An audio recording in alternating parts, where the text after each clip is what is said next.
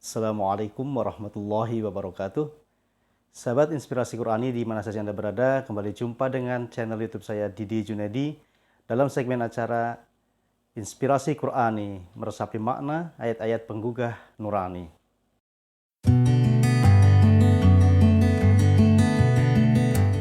Sahabat Inspirasi Qurani yang berbahagia, pada kesempatan kali ini saya akan membahas satu tema tentang beragama secara dewasa.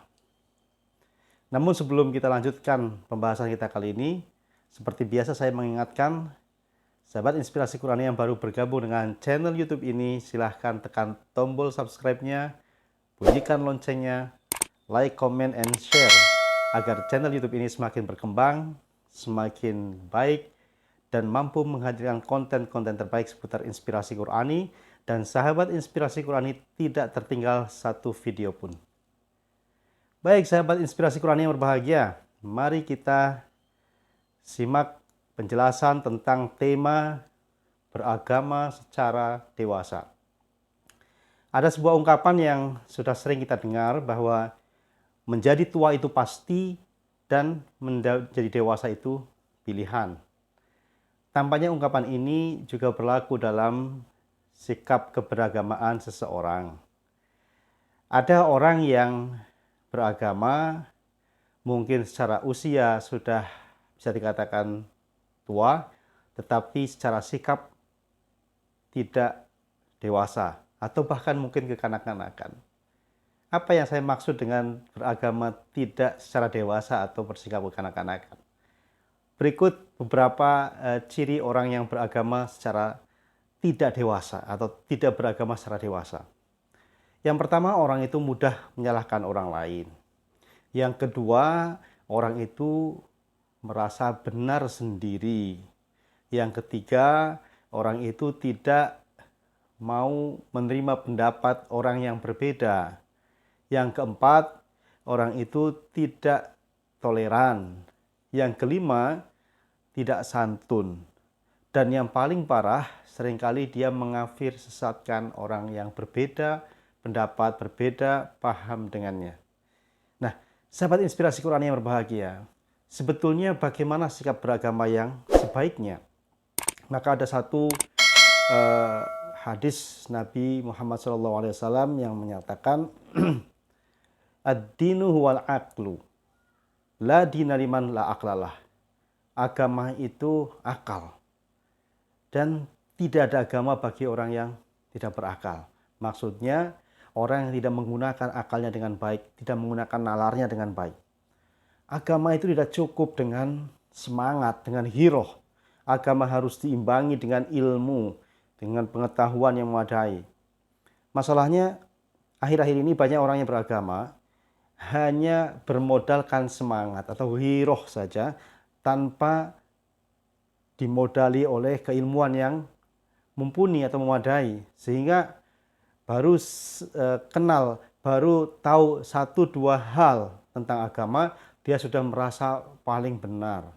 Nah, inilah penyakit yang terjadi saat ini.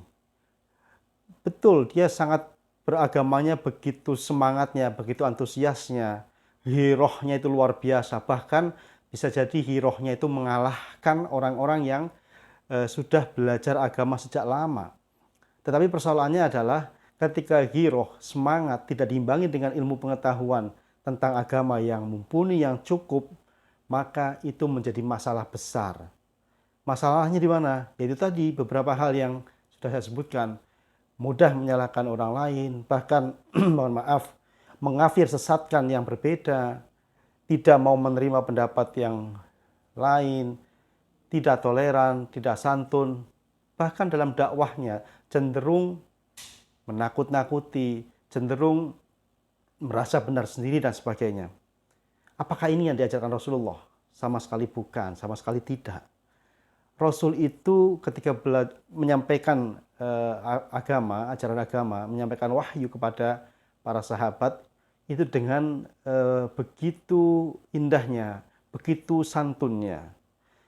Mari kita simak beberapa riwayat ya tentang orang yang baru belajar agama dan bertanya kepada Rasulullah.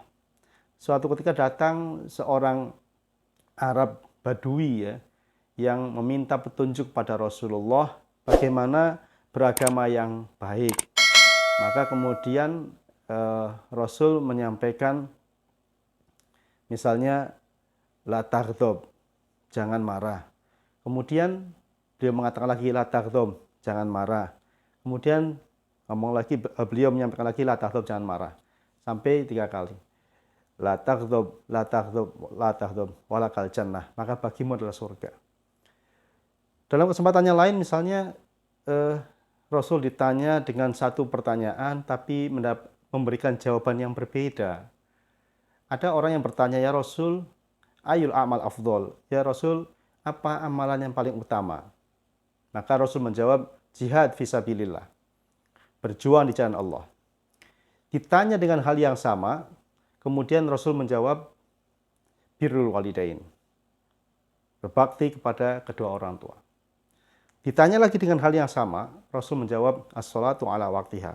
Sholat tepat waktunya. Nah, dari sini kita bisa memahami bahwa satu pertanyaan yang sama, Rasul jawab dengan jawaban yang berbeda. Ini kenapa? Karena Rasul tahu persis siapa yang bertanya, dalam konteks apa. Ketika Rasul menyampaikan jawaban amal yang paling utama adalah jihad fisabilillah. Karena Rasul tahu persis orang itu sangat enggan, malas untuk berjuang di jalan Allah. Ketika kemudian Rasul menjawab dengan birrul walidain, berbakti kepada kedua orang tua, Rasul tahu persis yang bertanya itu seorang anak yang kurang berbakti kepada orang tua. Ketika Rasul menjawab as-sholatu ala waktiha, sholat pada waktunya atau tepat waktu, itu Rasul tahu persis orang itu sholatnya itu tidak tepat waktu. Nah, satu pertanyaan yang sama dijawab dengan beragam jawaban. Terus mana yang paling utama? Nah, maka kita harus menggunakan nalar di sini. Sahabat inspirasi Qurani yang berbahagia, sekali lagi beragama itu tidak cukup dengan hiroh, tidak cukup dengan semangat, tidak cukup dengan antusiasme, tetapi juga dengan nalar, dengan akal, dengan ilmu. Sehingga orang-orang yang mempunyai referensi yang cukup, belajar agamanya baik, menggunakan nalarnya dengan sangat baik, itu pasti tidak mudah menyalahkan orang lain, tidak mudah mengafir sesatkan orang lain, tidak merasa benar sendiri, sangat menghargai pendapat yang berbeda, sangat toleran, dan sangat santun dalam menyampaikan dakwahnya. Nah, maka ada 3 hal yang harus kita jaga dalam beragama dan menyikapi keberagaman orang lain. Yang pertama, itu sikap tawasud atau moderat. Dan ini yang belakangan digaungkan karena memang sudah sangat memprihatinkan cara beragama beberapa sahabat kita Muslim ini. Sikap tawasud atau sikap moderat itu memang harus terus digaungkan, harus terus disampaikan agar orang itu menyampaikan agama secara baik, secara indah dan bisa diterima dengan baik oleh para masyarakat. Kemudian yang kedua, sikap tawazun. Tawazun itu seimbang. Artinya ketika menyampaikan satu tema, suatu materi itu tidak hanya satu referensi, harus juga membaca referensi yang lain. Dan orang-orang yang beragama secara baik itu pasti referensinya juga banyak. Orang-orang yang cenderung menyalahkan itu referensinya pasti terbatas. Kemudian yang berikutnya adalah tasamuh. Tasamuh itu artinya toleran. Toleran itu artinya menenggang beda. Siap menerima yang berbeda pendapat. Dan itu yang dilakukan oleh para ulama-ulama terdahulu. Katakanlah 4 imam madhab ya, dari Abu Hanifah, Imam Hanafi, Imam Malik, Imam Syafi'i, Imam Ahmad bin Hambal.